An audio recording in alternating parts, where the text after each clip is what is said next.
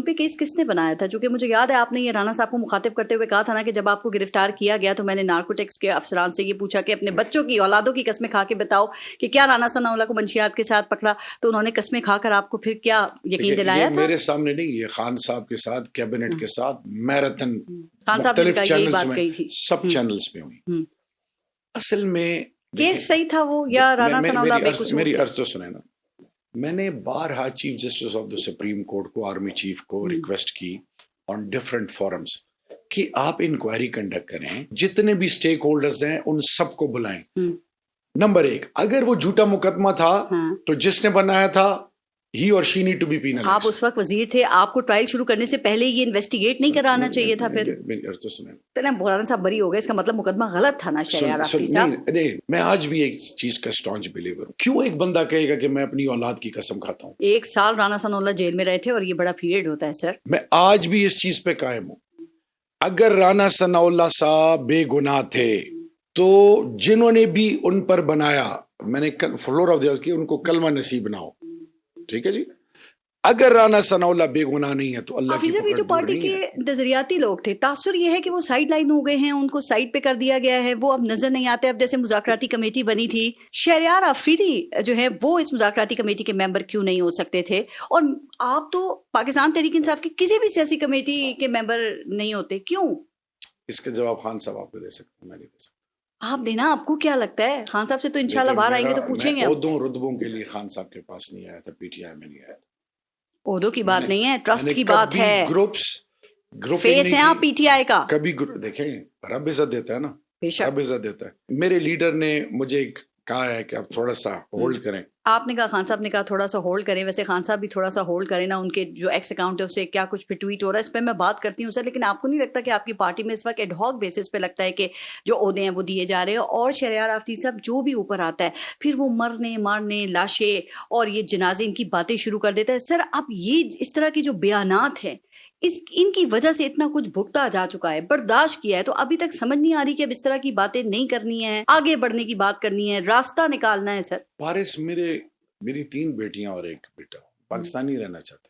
میں سب کو چھوڑ کے باہر سے آیا تھا. جی، ریاست ماں ہوتی ہے، باپ اور ماں کا دل بڑا ہوتا ہے. آپ نے بھی اتنی پیاری بات کی کہ ماں اور باپ جو ہیں وہ ریاست کی طرح ہوتے ہیں، لیکن کیا بچوں کا یہ کام ہے کہ وہ پھر مرنے مارنے کی باتیں کریں؟ عوام پرووک ہوتی ہے، پھر وہ چڑھ دوڑتے ہیں. سر میں جس پی ٹی آئی کا حصہ ہوں، جس کا لیڈر عمران خان ہے، ہمیں کبھی خان نے بسم اللہ الرحمن الرحیم لا الہ الا اللہ محمد رسول اللہ، میں نے زندگی دی ہے خان کو. میری بیوی بیٹی گھر پہ کیا گزرا ہے، 5 جنازے نکلے ہیں، 3 بھائی 2 بہنیں.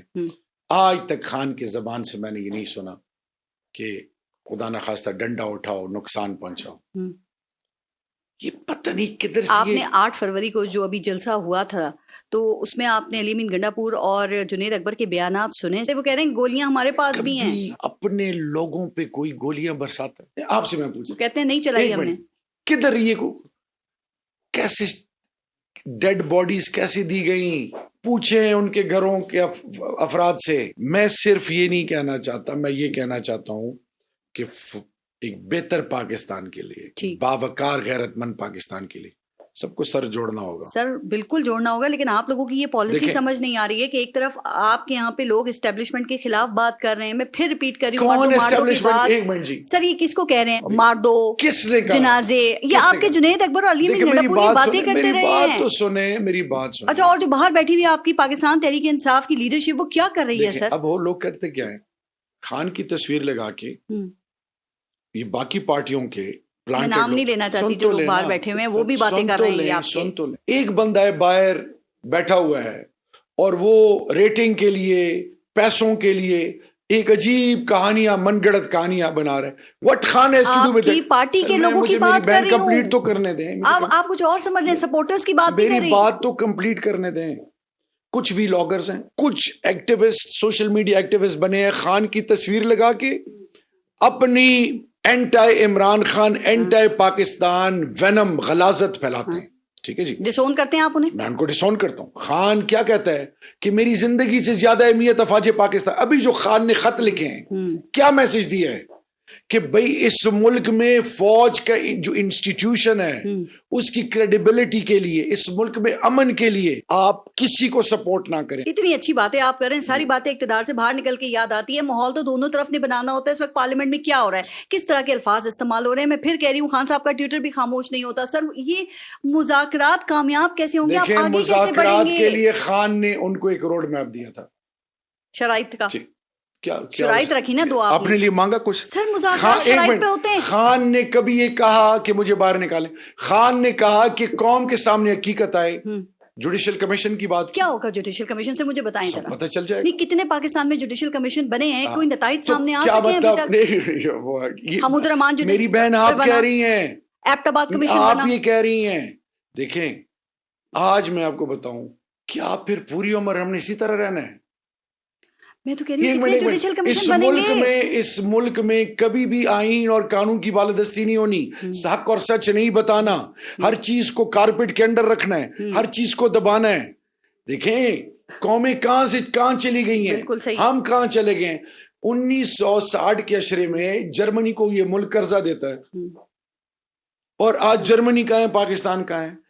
پنگ پونگ ڈپلومیسی میں چائنا کو آپ یو این کا ممبر بناتے ہو، چائنا کہاں ہے، ہم کہاں ہیں، یو ای کہاں ہے، ہم کہاں ہیں. جوڈیشل کمیشن مجھے بتائیں سر، اس سے نتیجہ تو بتائیں کیا نکلے گا اس سے. 2013 میں بنا تھا نا، اور اس جوڈیشل کمیشن نے ان الیکشن کو شفاف قرار دے دیا تھا.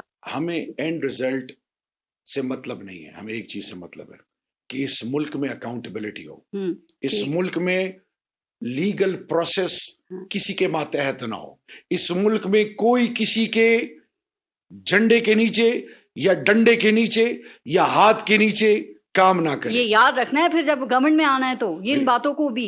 میں نے آپ میرا ٹریک ریکارڈ اٹھا لیں، آپ پتہ کر لیں کہ میں کیبنٹ میٹنگز میں خان کے ساتھ اکیلے جب بھی میں بہت ساری ایسی چیزیں جو میں نہیں کہہ سکتا، میرا یقین فرم ہے، حق اور سچ بولو. اگر جوڈیشل کمیشن بنتا ہے آپ کی ڈیمانڈ پہ اور وہ کہتا ہے کہ جی 9 مئی میں پی ٹی آئی انوالوڈ تھی، تو آپ مانیں گے؟ اس کو مانیں گے، کیوں نہیں مانیں گے، مان لیں گے، معافی مانگیں گے. عدالت کے تمام فیصلے نہیں مان رہے، کیا ہم نے کسی عدالتی فیصلے کو چیلنج؟ مجبوری ہوتی ہے ماننا. نہیں، دیکھیں خدا کا واسطہ پارس ایک چیز کو انڈرسٹینڈ کریں، جتنی نئی سوچ خان اور پی ٹی آئی نے اس قوم کو دی ہے، اللہ گواہ ہے، میں ایک پی ٹی آئی اور خان کے ایک سپاہی ہونے کے ناطے فخر محسوس کرتا ہوں.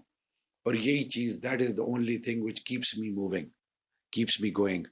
ایک چیز میں آپ کو بتاؤں، تاریخ کسی کو معاف نہیں کرتی. اس ٹائم پہ انسٹیٹیوشنز کو اسٹرینتھن کرنا، انسٹیٹیوشن دیکھیں جس سسٹم آپ کا کولیپس کر گیا ہے، جوڈیشل سسٹم آپ کا کولیپس تباہی مچی ہوئی ہے سر، پارلیمنٹ آپ کا دیکھیں میرا کتنا انسٹیٹیوشنز کی شخصیات کو ٹارگٹ کرنا بھی غلط ہے، اس سے بھی تو کمزور ہوتے ہیں نا ادارے. دیکھیں جب آپ انسٹیٹیوشنز کو کمپرومائز کریں گے تو nobody will be able to hold their integrity. آج آپ یہاں پہ بیٹھی ہیں، آپ کا کیمرہ مین، آپ کا support staff, even make up, جتنی بھی کی ٹیم پلیئر آپ کی، اس کی ان کی جگہ کوئی اور لے آئے، وہ آپ کو سمجھے ہی نہ، and someone expect you to deliver, you won't deliver. اگر کوئی میری ٹیم کے خلاف سازش کرے گا تو مجھے کیا کرنا چاہیے آپ کے خیال میں؟ دیکھیں سازش تو ماشاءاللہ مسلمانوں نے اس میں کمال مہارت رکھی ہے، اسلامی تاریخ پڑھ لیں.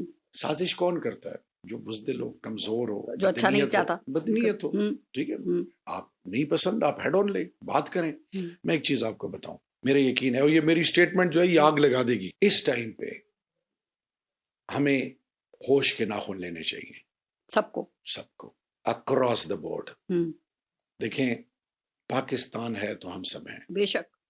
خان اقتدار کی جنگ نہیں لڑ رہا، ہم لعنت بیچتے ہیں اقتدار پہ. اقتدار کی جنگ ہوتی تو امریکہ کے ساتھ بہت موقع تھے، ہماری گورنمنٹ ابھی زرداری صاحب کے ساتھ بیٹھ جاتے. بہت مجھے بھی ریچ آؤٹ کیا مختلف طریقوں سے کہ جی خان صاحب سے بات کریے، ان کو دکھ بھی ہے اس بات کا، پیپلز پارٹی کو. میں صرف آپ کو ایک چیز بتانا چاہوں، جب تک آپ ایک ایتھلیٹ کے تحت آپ کی آنکھیں، آپ کا دماغ، آپ کی پوری body organs mentally physically occupied نہ ہو، you will not be able to deliver.